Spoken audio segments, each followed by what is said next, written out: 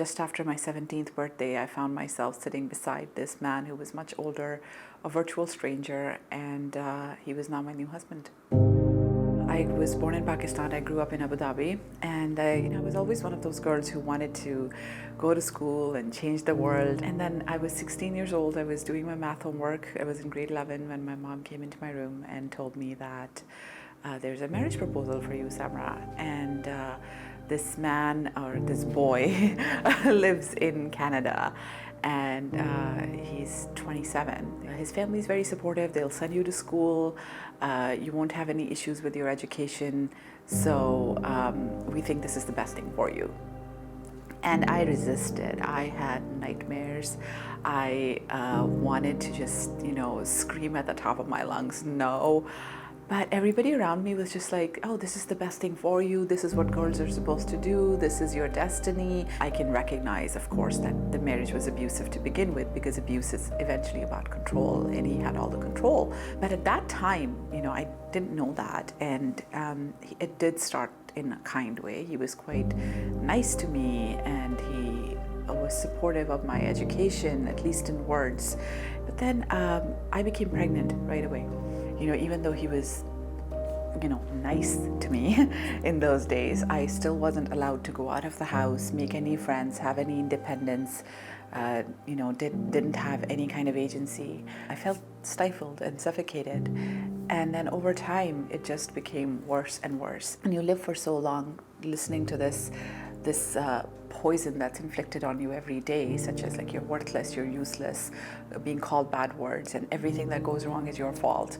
The fact that you're being insulted and humiliated is your fault.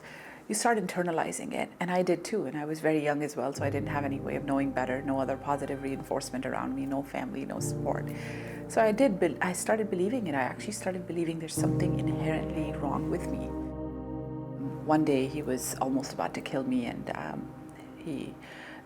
we were having a fight, and he put his hands on my neck, and his thumbs were just so close to my windpipe, and I was terrified that if he just squeezes for a few seconds, I'm gone. And I think that was this big jolt for me, because I somehow managed to get away. I kicked him, I pushed or something. It was all a blur. I ran. We were in the basement, so I ran upstairs and grabbed the key to my car, got into my car, and just frantically drove around the neighborhood until I was sure he's not following me. I just knew in that moment that I can't go on anymore. I was in my second year of undergrad, and I decided that I was going to leave. It was about April 2011 when I finally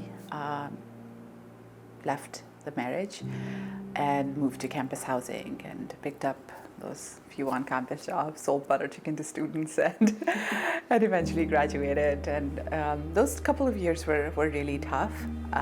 There were times when I thought, well, you know what, everybody around me is right. I can't make it. This is just, it's too hard, and what am I thinking?